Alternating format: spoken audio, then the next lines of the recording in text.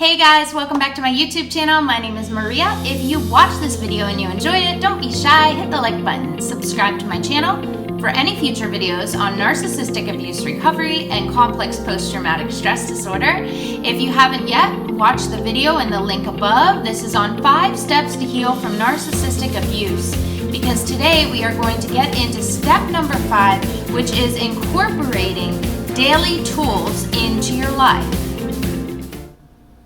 Something important to remember is that we need to trust our gut. So it's tough to trust your gut when you don't know who you are. So trusting your gut is going to be a practice, and we're going to do this by incorporating the words trust your gut into your daily life. Okay, so in order to get in touch with who we truly are so that we know what our gut is telling us, we need to go back and look at what we've been through. We can learn who we are and who our true sense of self is by looking at what we've been through in our past, how we've dealt with these different situations, and what they've taught us about ourselves. We are going to get into 5 different tools that you can incorporate into your everyday life from here on out that are going to help you get to that true sense of self. So the first tool that we're going to use is called a true thought, false thought list. We've talked about this in other videos, and how it goes is I will give you an example with something that I've struggled with. So the thought that comes into my mind would be, I'm not smart. Okay, so then we're going to take that thought and we're going to write 2 columns, true and false. Okay, and let's start with the false thought. So where did this thought come from? This thought came from a sibling who made me feel like I wasn't smart enough, publicly humiliated me, put me down, made me feel less than, told other people that I wasn't smart. Okay, so incorporated this into my life on a daily basis as I was growing up. Okay, so this is where the thought I'm not smart comes from. This is going to go into the false thought list. What is the true thought? What evidence do I have that I can combat this I'm not smart thought with? So the true thoughts: I am self-sufficient. I absolutely love to learn. I love psychology. I love to learn about healing.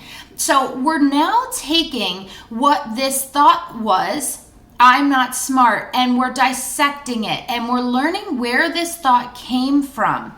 What is the false part about this thought? The false part about this thought is it came from a narrative that someone else created and put onto my life. I took that narrative and I incorporated it into my identity. We believe what adults tell us when we're children. So we incorporate these things into our identity and we carry them through the rest of our lives until we combat them with the true thought of what we are interested in, what we are capable of, what we are good at, and what we like to learn. We then understand that this is a false thought. I'm not smart is a false thought. And it helps me to learn who my true sense of self is by combating it with what's the true thought. What do I like to learn? What am I good at? So the first tool is to incorporate a list of true and false thoughts. You take the thought and you write it at the top of the paper, or in a journal would be great. You take the thought and you write why this is a false thought. Where did this thought come from? Where did it originate? And the true thought, what is true? What is real to my true sense of self and my identity today? So what we're really doing in this process is we're taking the false narratives that were placed on our life off, and we are getting to our true sense of self. Tool number 2 is to, in your journal, write an accomplishment list every day before you go to bed. Accomplishments are, I made my bed, I did the dishes, I brushed my teeth even, I went grocery shopping, I did a meal prep, I paid a bill, I was to work on time. Anything that you do that is as it can be the smallest accomplishment in the world. What we are doing is we are building evidence that we are not these things that we've been telling ourselves that we are. So this I'm not worthy, I'm not good enough can be combated with using a accomplishment journal to show yourself and to build evidence as to why you are good enough, why you can accomplish things, why you are successful in your life today. So this tool, an accomplishment journal used daily, is something that is so powerful to get you in touch with who your true self really is. The third tool that we are going to incorporate into our daily lives is diaphragmatic breathing. This is a form of breathing that will help come down from any anxiety that you may be having, any ruminating thoughts, and it will help your nervous system regulate itself. So you're going to put one hand on your chest, because a lot of times we breathe from our chest area and that creates anxiety. You're going to put one hand on your diaphragm. You're going to breathe in and out through your tummy so that the hand on your chest stays still and the hand on your tummy moves in and out. What this does is it brings you back from your head in these ruminating thoughts, which is where the anxiety comes from, and it brings you into your body. By regulating your nervous system, you are learning that you are safe in your body. These emotional flashbacks that we may have when someone triggers us in our adult life and it makes us feel as if we are back in a situation that happens in our childhood, these emotional flashbacks dysregulate our nervous system. They make us anxious and feel out of control. Diaphragmatic breathing does the opposite. It brings us back into our body, and it teaches us to learn that we are safe in the present in our body. A good practice would be to wake up in the morning and do 5 diaphragmatic breaths before you get out of bed, to do 5 diaphragmatic breaths before you go to sleep at night. This gives your mind, your subconscious mind, it puts this thought in it where you know that if you are dysregulated, you feel what that feels like in your body, and you have a tool to combat that when it comes up. The fourth tool that we are going to use on a daily basis while in this healing journey is to spend time in nature. Nature is something that is free and it's available to everyone. In some sense, there is a form of nature where you live. Using nature allows you to practice the practice of coming back into the present. You have so many things that you can use your senses. You can smell, you can touch, you can feel.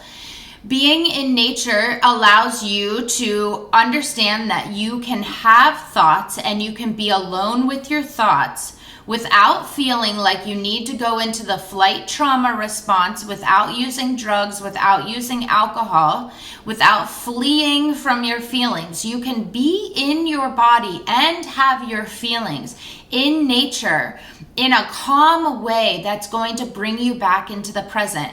You can feel safe with yourself and your thoughts. You don't have to run with them. And this is something that we are going to use nature for on a daily basis, whether it is going for a hike, going for a walk, meditating in a park, having a picnic by yourself in a park, whatever it may be. Spend time in nature every day to feel safe in your body, to regulate your nervous system, and to learn how to live in the present. The fifth tool that we are going to incorporate into our daily lives is to reparent our inner child. And by doing this, we're going to start with the basics.